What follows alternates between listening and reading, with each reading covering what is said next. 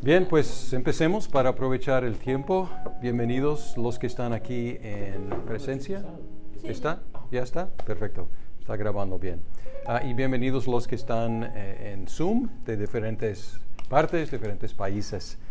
Vamos a orar luego para comenzar.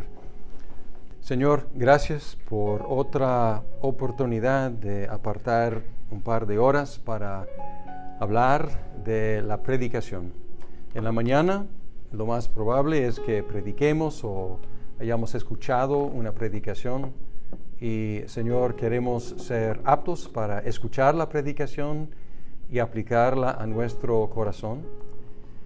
No ser solamente oidores, sino también hacedores de tu palabra. Y queremos también poder comunicar mejor tu palabra. Y te pedimos que este curso sea apto, sea provechoso para ayudarnos a todos a mejorar nuestra comunicación de tu palabra. Y te lo pedimos en Cristo Jesús. Amén. En la última sesión estuvimos hablando del concepto de los bosquejos, y hablamos de dos diferentes tipos de bosquejos, y probablemente, o por lo menos espero que vaya a ser más claro cuando hagamos nuestros bosquejos. Entonces hablamos de bosquejos exegéticos que tienen el propósito de iluminar la estructura del texto. Y viendo un bosquejo exegético debemos poder verlo y decir, ya entiendo la estructura de este texto. Y luego el bosquejo didáctico o el bosquejo homilético, que es para el uso del maestro, la maestra, el predicador. Es lo que llevamos al curso, a la clase, a la predicación. Es lo que tenemos enfrente de nosotros para ayudarnos a comunicar el sentido del texto. Pero uno es para, el bosquejo exegético es para entender el texto, el bosquejo homilético didáctico es para predicar, enseñar el texto. Y van a ser parecidos, pero tienen fines relacionados, pero no iguales. Antes de entrar en un texto, porque vamos a empezar en el laboratorio el día de hoy con la primera sección de Filipenses, antes de hacer eso, quiero hablar de la cuestión del flujo del sermón y el flujo del texto. Porque en muchos, no digo todos, pero en muchos textos de homilética, por ejemplo, en Chappell, en el texto de Bryan Chapell que asigné para este curso, van a encontrar el flujo deductivo, porque Bryan Chapell va a insistir, en muchos textos insisten en que desarrollemos una proposición como una declaración de la idea principal del sermón. Y luego tenemos bajo esa proposición, tenemos subpuntos, los puntos mayores, y estos puntos apoyan la proposición. ¿Ok? Entonces, y es una manera muy clara de predicar, es una manera muy didáctica de predicar, pero no es la única manera de predicar. Y voy a poner aquí un PowerPoint para compartir. Bien, dice el flujo del sermón deductivo o inductivo. Ok, ¿de qué se trata? Una forma útil de dividir sermones es en el flujo o la dirección del sermón, deductivo, inductivo. Y aquí estamos usando terminología de la lógica formal. En la lógica formal, un argumento deductivo procede de un principio general a casos específicos. Entonces empezamos con el principio general y luego vamos a casos específicos.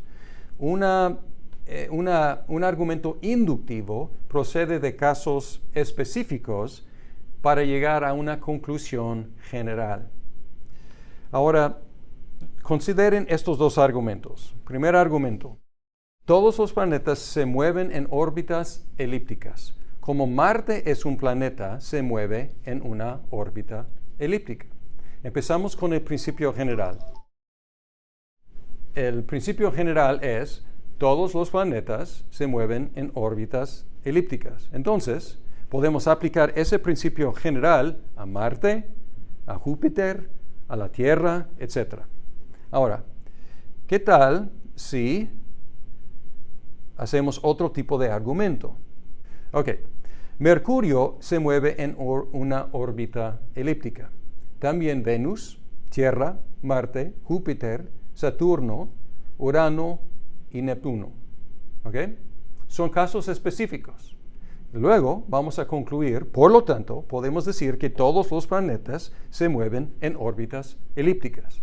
Entonces empezamos con ejemplos específicos y luego juntamos todos estos ejemplos específicos y tenemos una conclusión general. Bien, ahora, ¿cuál es deductivo y cuál es inductivo? Usando los términos que estamos usando aquí. ¿Cuál es cuál? Tenemos el argumento A, el argumento B. Argumento A es ¿qué? ¿Deductivo o inductivo? Porque deductivo empieza con principio general y luego se aplica a caso específico. Argumento inductivo procede de caso específico y llega a una conclusión general. Entonces, argumento A, ¿cuál es? Inductivo.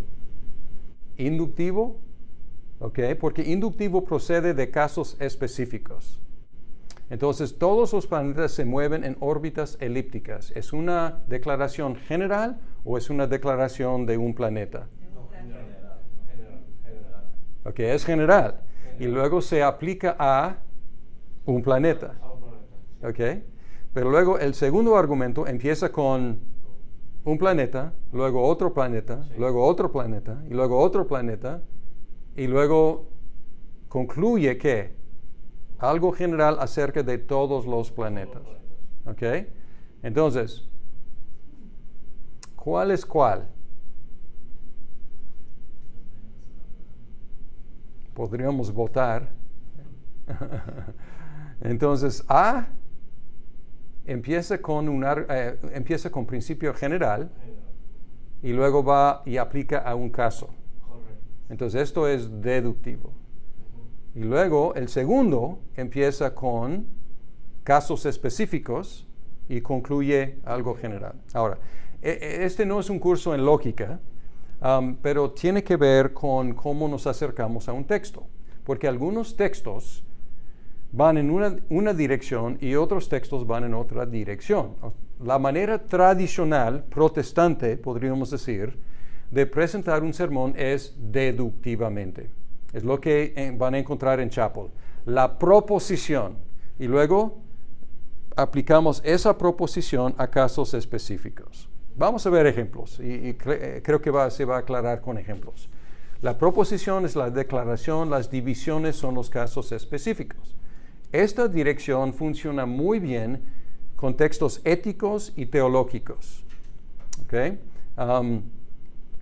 Por ejemplo, un sermón sobre no robar puede aplicarse a muchos casos específicos. El mandamiento dice, no robarás. Y luego los puntos, no robarás el tiempo de otros, llegando tarde, no robarás la reputación de otros, chismeando, no robarás los bienes del gobierno, haciendo trampa en tus impuestos, etcétera, etcétera. Entonces es un principio general, ético, y luego se aplica a diferentes casos. ¿Ok? Bien.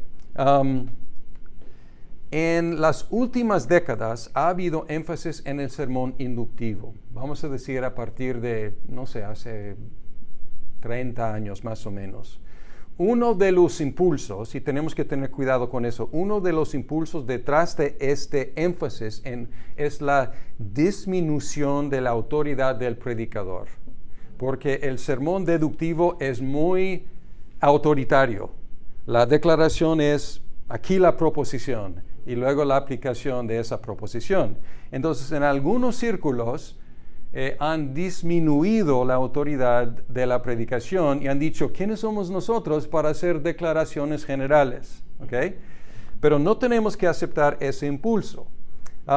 Ellos están diciendo, en lugar de proclamar la verdad, el predicador dirija a la congregación a descubrir la verdad por sí misma.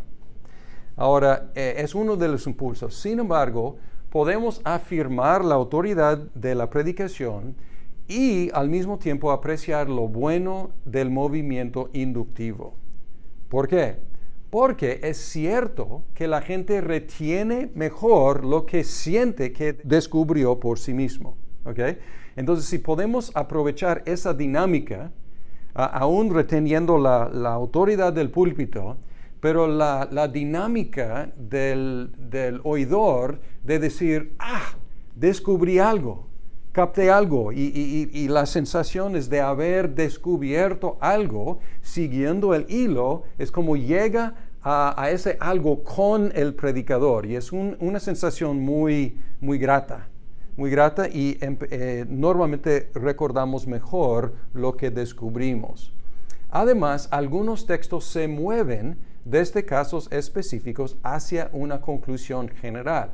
Y si nuestro formato siempre es deductivo y llegamos a un texto inductivo, vamos a distorsionar el texto poniendo como un formato foráneo sobre ese texto. Bien, ¿cuáles son los textos que tienden a ser inductivos? En general, los textos narrativos de historia. ¿Y cuánto de la Biblia es narración? ¿Cuánto de la Biblia es historia? Mucho de la Biblia. Entonces, si solamente tenemos una forma deductiva, vamos a estar a lo mejor poniendo un formato no adecuado sobre mucho de la Biblia. Bien, las parábolas. ¿Dónde tenemos normalmente el punto principal de la parábola? ¿Al principio? No, al fin. Entonces la proposición es la conclusión, no es la introducción. ¿Okay? De vez en cuando tenemos un anuncio antes de la parábola que nos dice de qué se trata, pero normalmente no. Por ejemplo, la parábola de la viuda persistente, Lucas nos dice, Jesús dijo esa parábola para animarnos a orar y no cesar. Entonces ahí está la proposición y luego tenemos la parábola.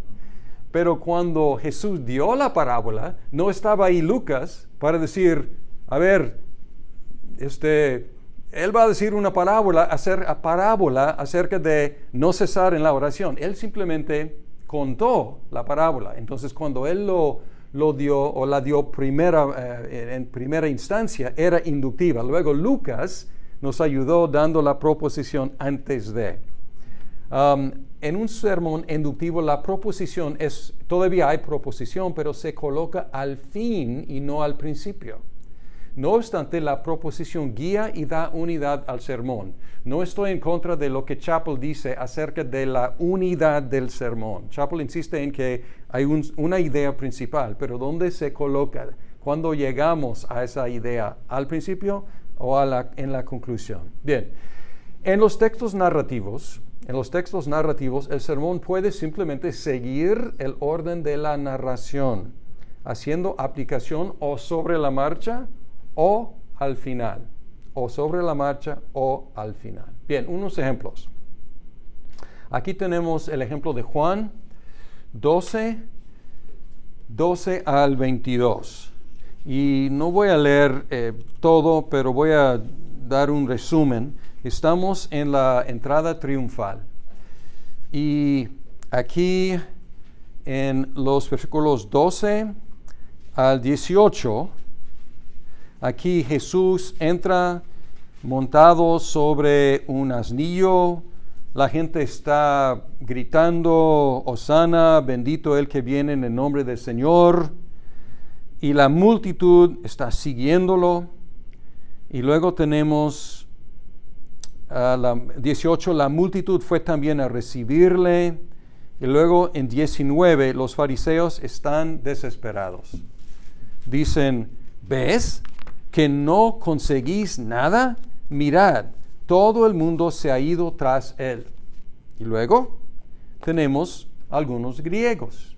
Y dice que los griegos, entre los que subían a adorar en la fiesta, esos fueron a Felipe y dijeron, queremos ver a Jesús. Y luego Felipe va y habla con Andrés, Andrés y Felipe van y hablan con Jesús, y Jesús habla de su muerte. Bien, entonces vamos a ver diferentes formas de bosquejar este texto. Podríamos hacerlo así. Los judíos buscaron al Salvador. Los gentiles buscaron al Salvador. ¿Ok? Entonces, ¿estos son principios generales o son casos específicos? ¿Es un caso de los judíos? Un caso específico. ¿Un caso de los gentiles? Un caso específico. Entonces, luego podemos ir en otra dirección. Los judíos buscaron al Salvador. Los gentiles buscaron al Salvador.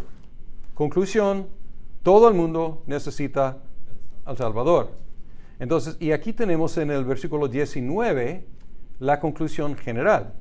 Porque aquí, de los enemigos de Jesús, tenemos la declaración. ¿Qué es? ¿Qué es? Todo el mundo se ha ido tras él. Entonces tenemos el caso de los judíos que iban tras él.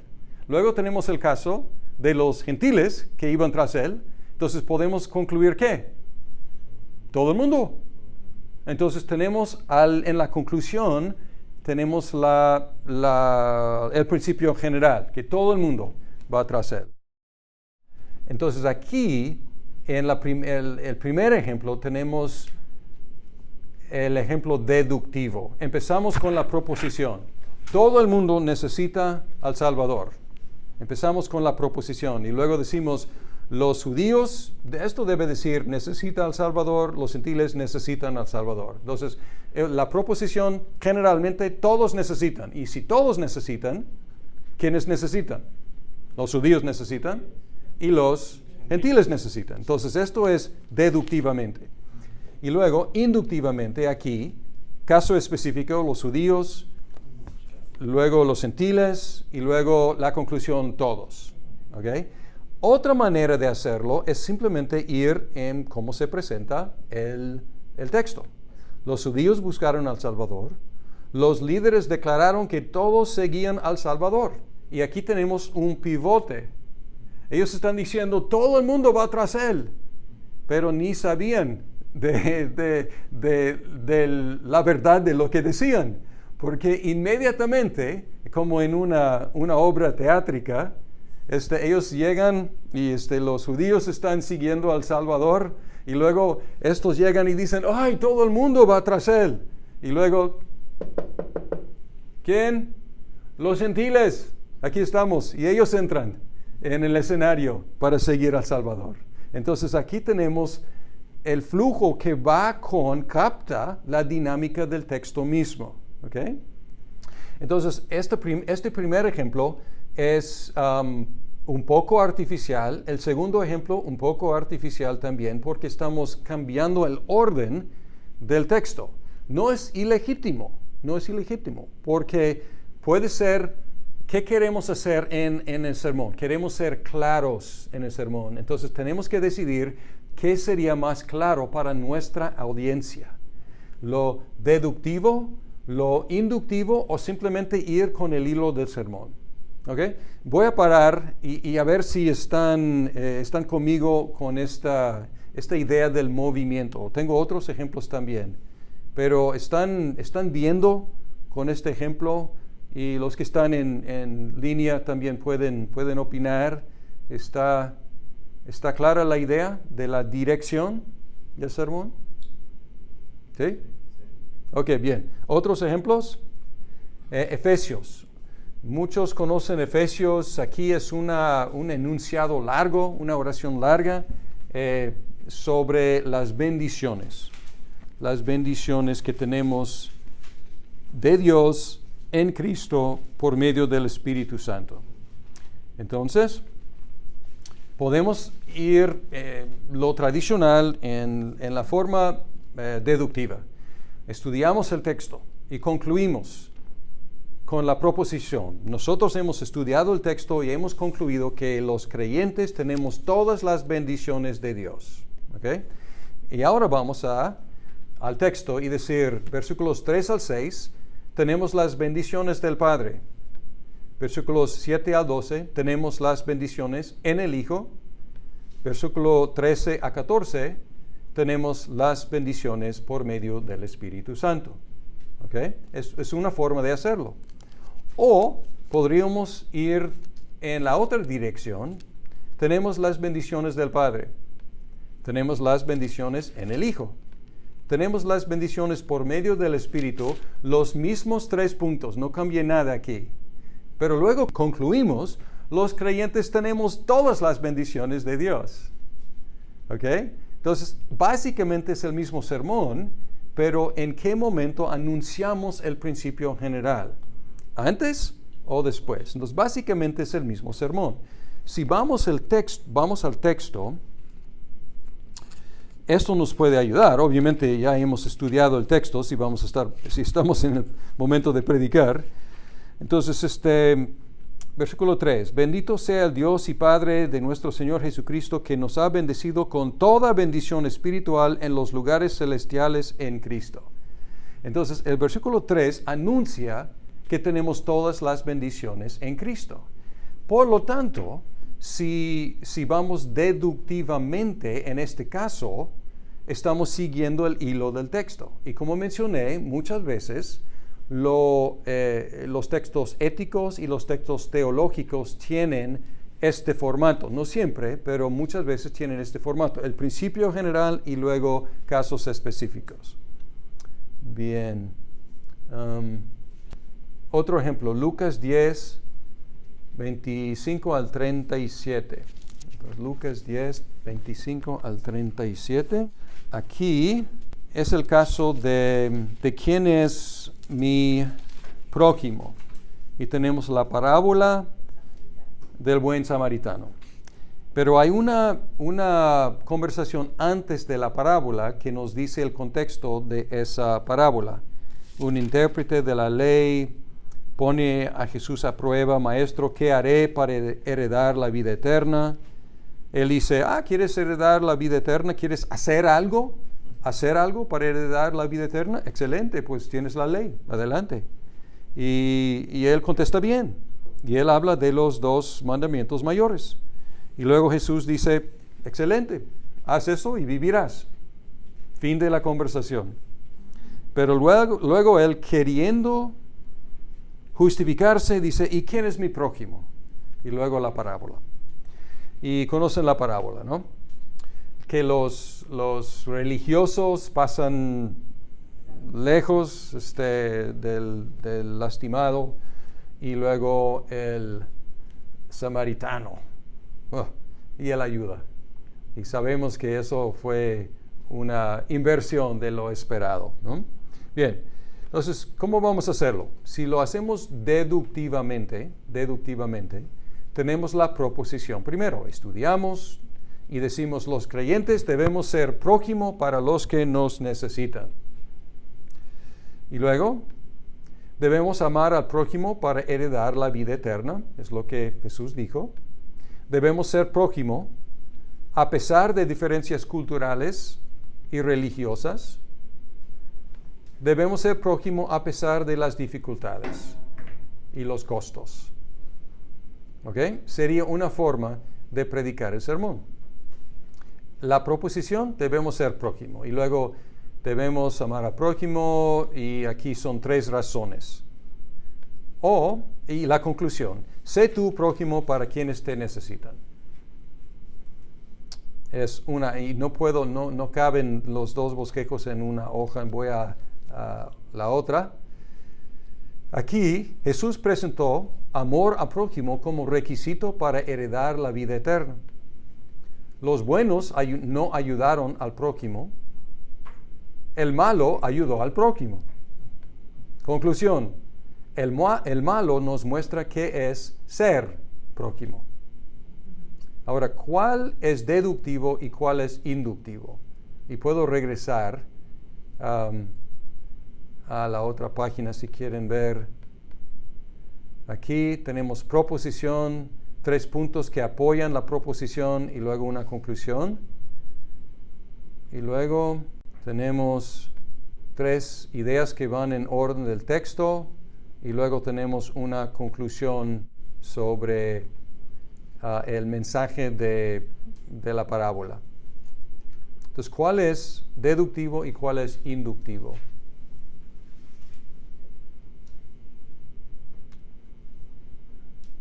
¿Alguien se atreve a opinar? ¿Cuál empieza? Aquí hay una pista. ¿Cuál empieza con una proposición? Ajá. Es un sermón deductivo, empieza con la proposición. Esto es lo clásico, lo protestante, lo que van a encontrar en muchos textos. Y es muy bueno. Pero esto no empieza con la proposición, esto empieza con casos. Pues Jesús habló con el fariseo, o ¿quién fue? ¿Fue fariseo? Intérprete de la ley, sí, escriba, ok. Y luego sigue esto debe ser 3, 1, 2, 3, si puedo contar, 1, 2, 3, debe decir. Entonces los buenos no ayudaron, el malo ayudó, por lo tanto, la conclusión es, el malo nos muestra qué es ser prójimo. Y algo interesante, la pregunta no fue cómo ser prójimo, la pregunta fue quién es mi prójimo. Y Jesús, como decimos en México, le volteó la tortilla, ¿no? Entonces no contestó, entonces hizo algo ahí, o sea, no contestó con esta parábola. Entonces algo curioso está pasando aquí, ¿ok? Pero este es el inductivo, o sea, sigue el hilo y luego una conclusión. Bien, ahora les pregunto, no hemos hablado mucho de esto, pero ¿cuál es un problema con estos 2 sermones, con los 2? Que no tiene que ver con el flujo, sino el contenido. Tiene que ver con todo lo que hablaste en la primera clase. Ok, ¿y qué fue?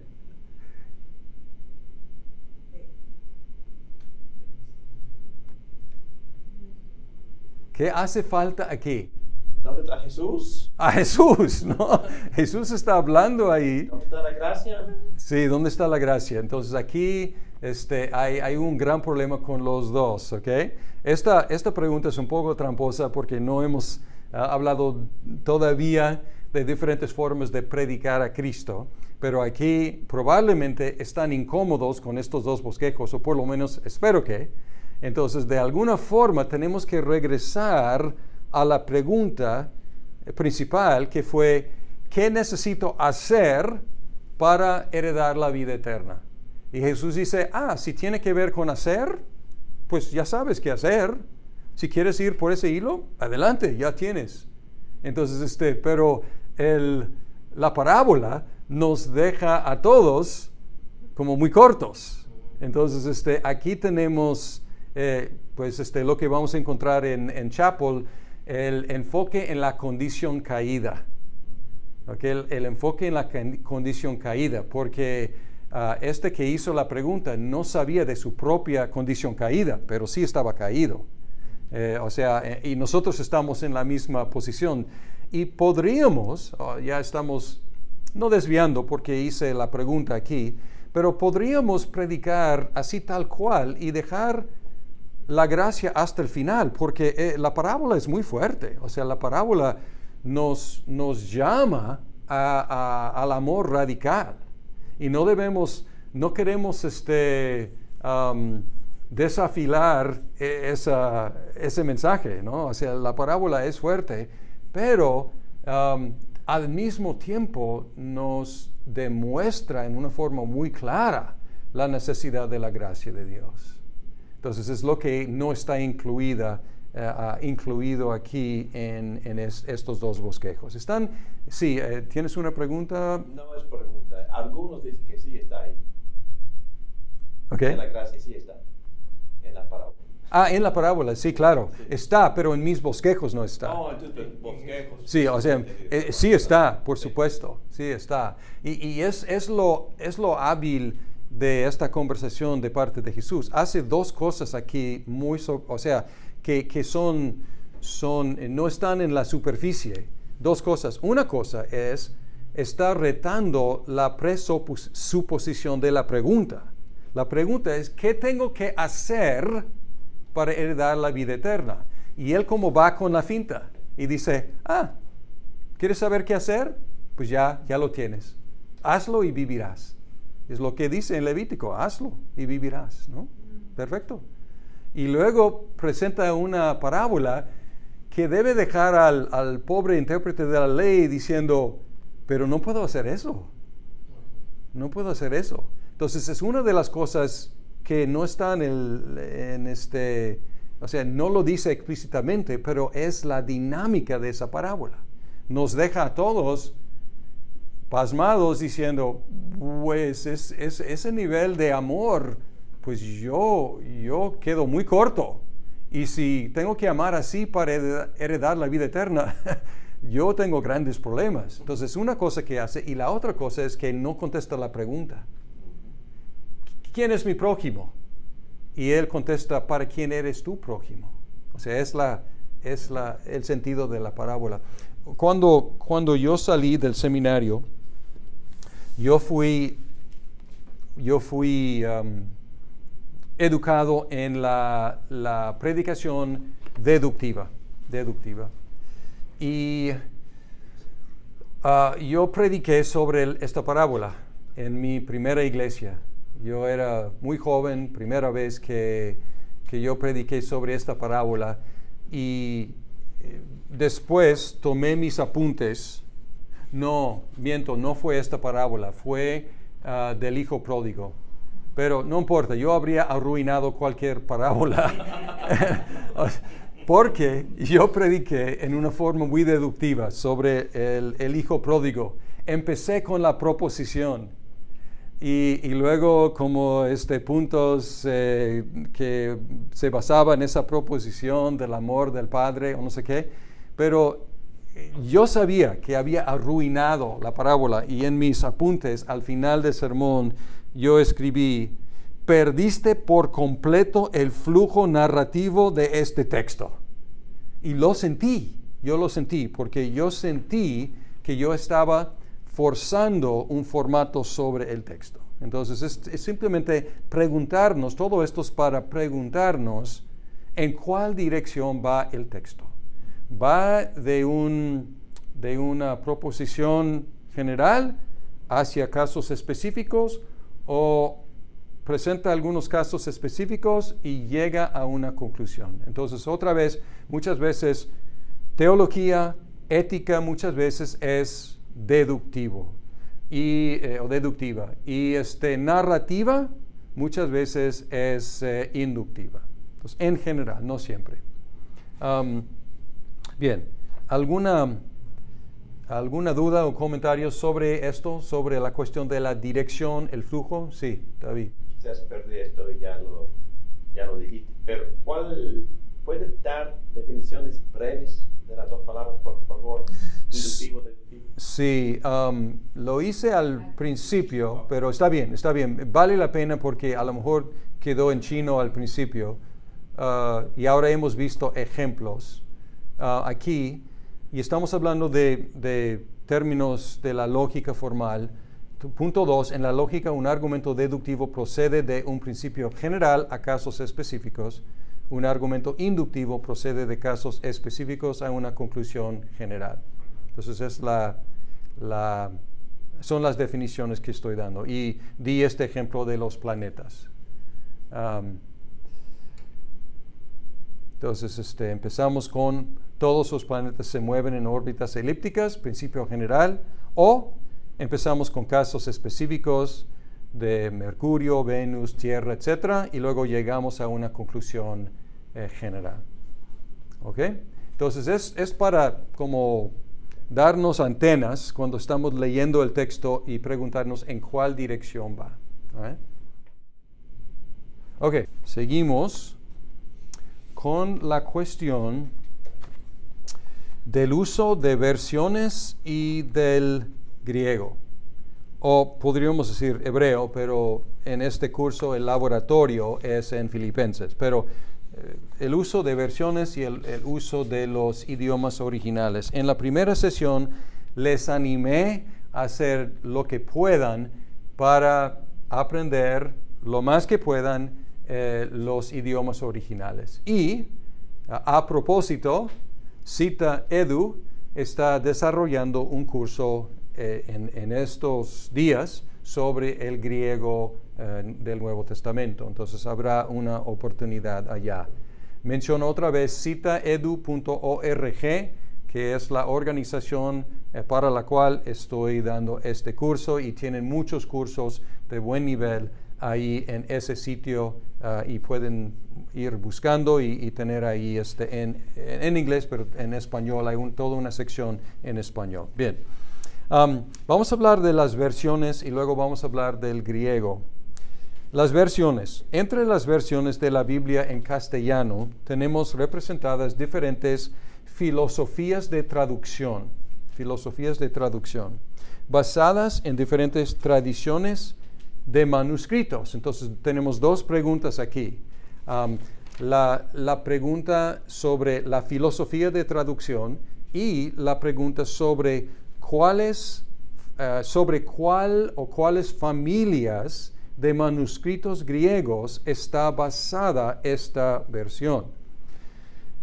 Hay versiones que buscan seguir los idiomas originales lo más que puedan, como la Biblia de las Américas, y para fines de este curso es la versión que estoy recomendando, la versión en castellano, porque trata de seguir lo más que pueda los idiomas originales. Hasta cierto punto también la Reina Valera es de la misma filosofía. Menos, pero es en esa categoría. Lo que hacen estas versiones, intentan mantener el orden original y traducir palabras en una forma uniforme. Por ejemplo, si tenemos la palabra sarx en griego, en esta versión probablemente se traduce lo más que pueda con algo como carne. No estoy seguro, tendría que revisar con la versión, pero tratan de tener una traducción uniforme para que puedas ver, cada vez que yo encuentre esta palabra en castellano, está representando esa palabra en griego o en hebreo. Además, o debo decir, por lo tanto, sacrifican fluidez y claridad. Son mejores, es mejor griego y hebreo que español. O sea, el español que se produce aquí es un tipo de español que jamás se ha usado. Entonces, es como forzado, no es fluido. Estas traducciones son buenas para el estudio del texto, pero no tan buenas para la lectura individual o pública. Quizás individual para el maestro, la maestra, el predicador que está buscando lo que está detrás de, pero pues no son son difíciles de leer en público. Bien, estos son los más, no sé cómo llamar estas versiones. Podríamos decir más literales, pero no me gusta exactamente esa palabra, o decir más como palabra por palabra, traducciones palabra por palabra, pero no es exactamente, pero están las más como apegadas a los textos originales. Bien, hay versiones que buscan reproducir en castellano actual el sentido del texto original, aunque se permiten variar del orden original O sea, no tratan de mantener el orden, no tratan de mantener como una uniformidad. Esta palabra siempre traducida así o así. Busca en este contexto qué querrá decir esta palabra. Y a lo mejor en otro contexto tiene otro significado. Entonces, vamos a decir que sax aquí puede traducirse carne, acá puede traducirse cuerpo, acá puede traducirse naturaleza pecaminosa, algo así. Esta filosofía de traducción se llama equivalencia dinámica. Equivalencia dinámica. La Nueva Versión Internacional es un buen ejemplo moderno de esta filosofía. Podríamos decir que son traducciones frase por frase o sección por sección en lugar de palabra por palabra. Usan lenguaje cotidiano y actual y son altamente entendibles, sobre todo para los nuevos. Llegué a México en 1990 y durante mis primeros, básicamente la primera década ya, utilizaba yo la versión que todos los evangélicos básicamente utilizaban, la Reina Valera de 1960. Y luego llegué a Guadalajara y empezamos allá, y no me acuerdo en qué año haya salido la Nueva Versión Internacional. Creo que fue en 1999, no estoy seguro, pero ahí en los 90. Y yo hice la decisión ejecutiva de cambiar a la Nueva Versión Internacional. ¿Por qué? Porque muchos de los que estaban llegando a nuestra iglesia eran completamente nuevos. Entonces, nunca habían estudiado la Biblia. Y al encontrar la Reina Valera era muy difícil. Entonces tuvimos una iglesia, nunca fue un problema, pero una iglesia un poco dividida en cuanto a la versión. Pero está bien, no hubo problema, no hubo pelea. Pero los de trasfondo evangélico llegaban con sus Reina Valera 1960. Y los nuevos estaban encantados con la Nueva Versión Internacional. ¿Por qué? Porque ellos decían, por primera vez entiendo la Biblia, porque es lenguaje como usamos actual. Entonces, es la ventaja de esas traducciones, aunque no son tan buenas para el estudio del texto original.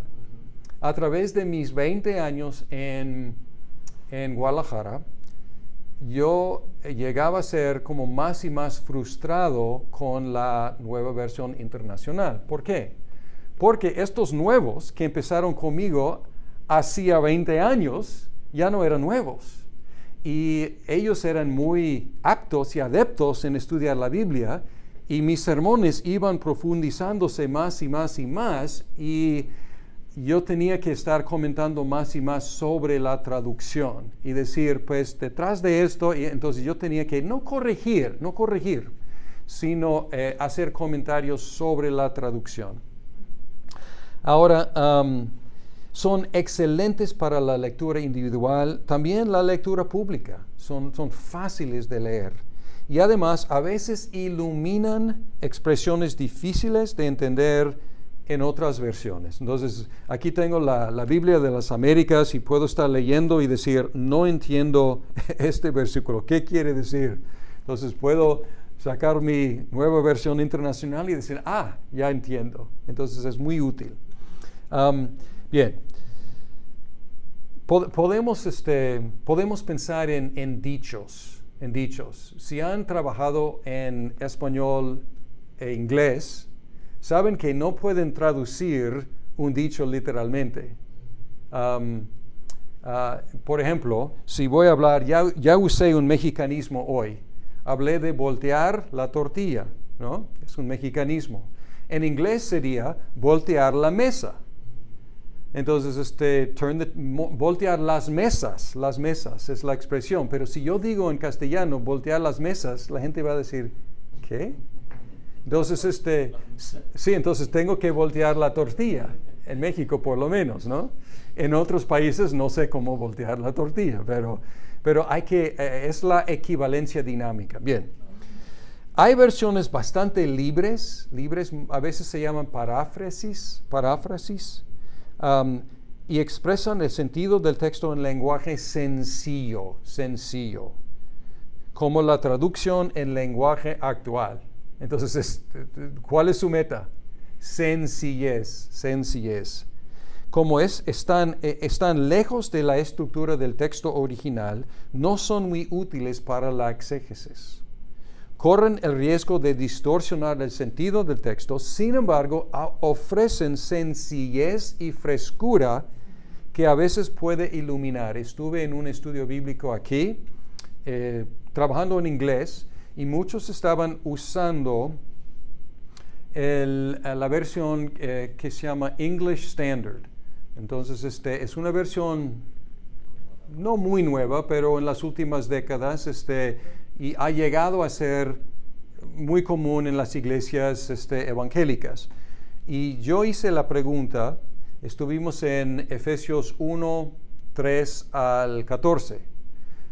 Y yo hice la pregunta en el estudio bíblico, ¿cuántas veces se aparece ahí la expresión en Cristo, o en Él, o en el amado? Y estuvimos ahí contando las veces, y yo creo que llegamos, no me acuerdo, 8, 10, 12 veces, no me acuerdo cuántas veces. Y una señorita estuvo allí y ella dijo, pues, 2 veces.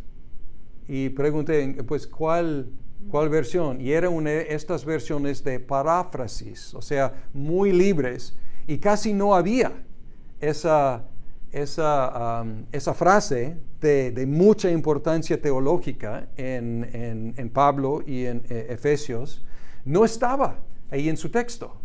Sin embargo, a veces en el estudio estuvimos ahí luchando con el sentido de un versículo y ella decía, pues en mi versión dice, y leía su versículo y todos dijimos, ya entiendo. Entonces tiene su utilidad.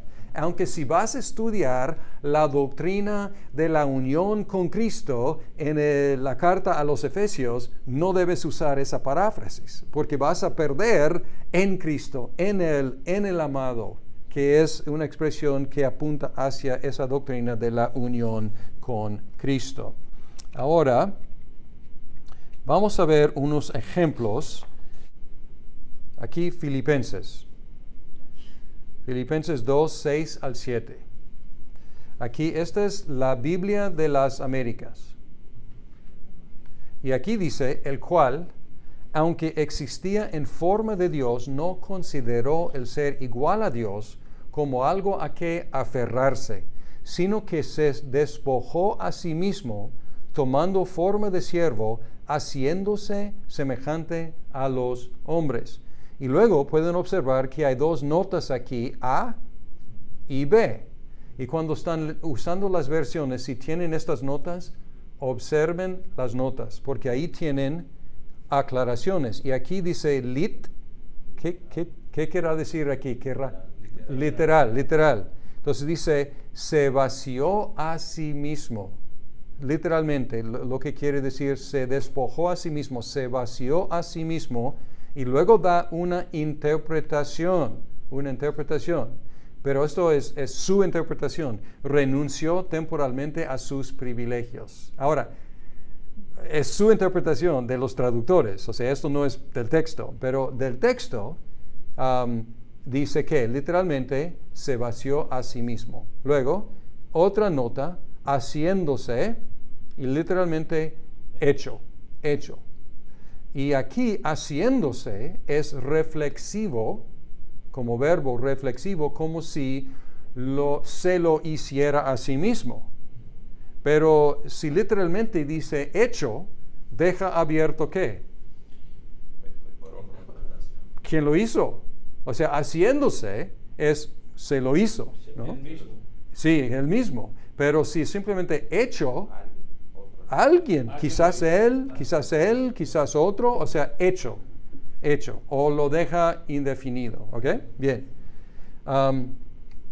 Aquí tenemos la nueva versión internacional. Quien siendo por naturaleza Dios, no consideró el ser igual a Dios como algo a que aferrarse. Por el contrario, se rebajó voluntariamente, tomando la naturaleza de siervo y haciéndose semejante a los seres humanos. Ahora tiene dos notas, pero sus notas son sobre diferentes palabras, ¿no? Aquí dice, nota A, siendo por naturaleza Dios, literalmente en forma de Dios. Ahora suban otra vez a la Biblia de las Américas. ¿Qué dice? En forma de Dios. Entonces, la Biblia de las Américas lo dejó tal cual. La Nueva Versión Internacional lo dio como una interpretación. Forma de Dios quiere decir naturaleza de Dios. Es una interpretación. Pero luego pone aquí lit en forma de. Y luego aquí tomando la naturaleza. Y aquí dice lit la forma. Ahora vamos a subir aquí. Aquí, tal cual, aparece como ¿qué? La forma.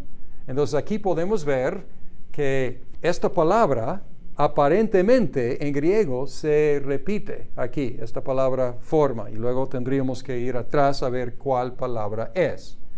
Ahora, sus aclaraciones son sobre esta cuestión de forma, pero no aclaró esta expresión se rebajó voluntariamente, que aquí se tradujo como se despojó a sí mismo, pero aquí en la versión de la Biblia de las Américas encontramos literalmente es que se vació de sí mismo. Entonces, leyendo Nueva Versión Internacional, no sabemos que haya alguna dificultad de traducción allá, pero aquí encontramos aquí que sí, o sea, hay una cosa que por algo no tradujeron literalmente. Pero Nueva Versión ni siquiera menciona. Ahora, haciéndose, también tiene en los dos haciéndose, pero la Nueva Versión no menciona lo literal de hecho. ¿Ok? Y ahora, traducción en lenguaje actual.